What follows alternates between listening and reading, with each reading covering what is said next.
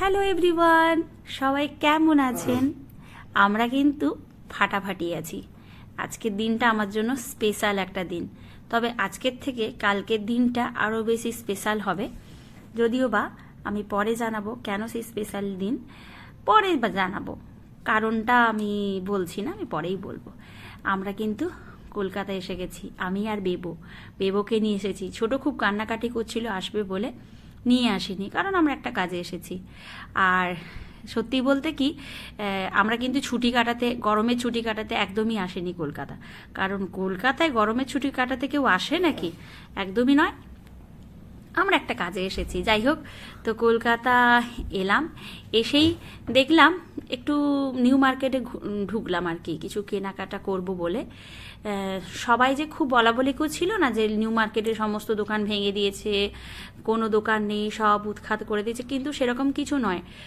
মানে সেরকম কিছু দেখলাম না আর কি। পাশাপাশি যদি কোথাও কিছু ভেঙে টেঙে থাকে সেটা আলাদা কথা, কিন্তু ফুটের যে দোকানগুলো ছিল, আমরা আগে যে দোকান দেখেছিলাম, এখনও কিন্তু সেই দোকানগুলো রয়েছে। দেখুন, প্রচণ্ড ভিড়, এবং নিউ মার্কেট যেরকম প্রত্যেক দিন ভিড় থাকে সেরকমই ভিড় দেখতে পাচ্ছি। প্রচুর মানুষজন, খাবারের দোকান, জামা কাপড়ের দোকান রয়েছে, প্রচুর দোকানপত্র যেমন ছিল সেরকমই রয়েছে।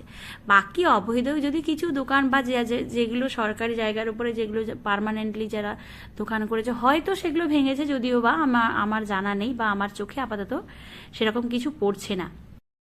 এই যে স্পাইডারম্যান বসে আছে ওখানে ওপরে।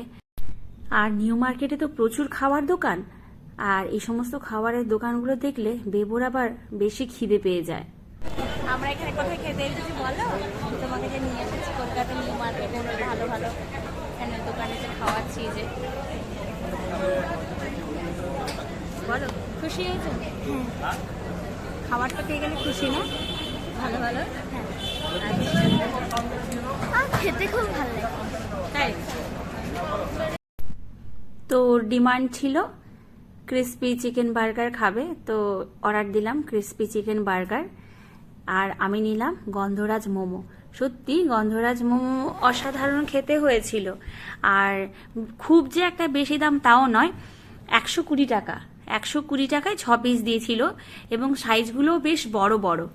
আর খেতে সত্যি অসাধারণ হয়েছিল। বেবু আর আমি, বেবু 2টো আর আমি 4টে পুরো একদম খেয়ে নিলাম গপা গপ করে। খুব সুন্দর হয়েছিল গন্ধরাজ মোমো। বেবুর বার্গারটা আসতে একটু লেট হচ্ছিল, তাই ও বসে বসে 2টো মোমো খেলো। তারপরে এই যে বার্গারটাও কিন্তু সত্যি অসাধারণ হয়েছিল। আমিও একটু টেস্ট করলাম, সত্যি খুব সুন্দর খেতে হয়েছিল। যাই হোক, এখানে অনেকটা সময় কাটালাম, কাটিয়ে আবার বেরিয়ে গেলাম নিউ মার্কেট থেকে। আবার এই যে কত সুন্দর সুন্দর ডলগুলো রয়েছে, খুব নিতে ইচ্ছে করছিল, কিন্তু লাগেজ হয়ে যাবে বেশি, আমরা একটা কাজে এসেছি তো তাই আর এসব কিছু কেনাকাটা করলাম না। সোজা বেরিয়ে গেলাম, মেট্রো ধরে চলে এলাম কালিকাপুর। কালিকাপুর হচ্ছে কন্টাই কোঅপারেটিভ ব্যাংকের গেস্ট হাউস আছে। আমরা যখন কোনো কাজে আসি 2-1 দিনের, তখন আমরা প্রেফার করি কন্টাক্ট কোঅপারেটিভ ব্যাংকের যে কালিকাপুরে গেস্ট হাউস আছে ওই গেস্ট হাউসে আসার। কারণ আমাদের যে ফ্ল্যাট আছে নিউ টাউন রাজারহাটে, সেটা অনেকটা দূরে, তো অনেকটা ডিস্টেন্স হওয়ার জন্য আমরা যখন, আমার কোনো পার্সোনাল কাজ থাকে বা আমার মেয়েদেরকে নিয়ে যখন আমি কোনো কাজে আসি, তখন আমরা আমাদের এই কালিকাপুরের গেস্ট হাউসেই চলে আসি। এখানে অনেক কিছু ফেসিলিটি পাওয়া যায়, নিজের মতো থাকা যায়, এবং যথেষ্ট সেফটি। এখানে কোনো ভয়ের কিছু নেই, এখানে আমাদের পরিচিত লোকজনেরা সব থাকেন, তো আমরা এইখানেই আসার প্রেফার করি।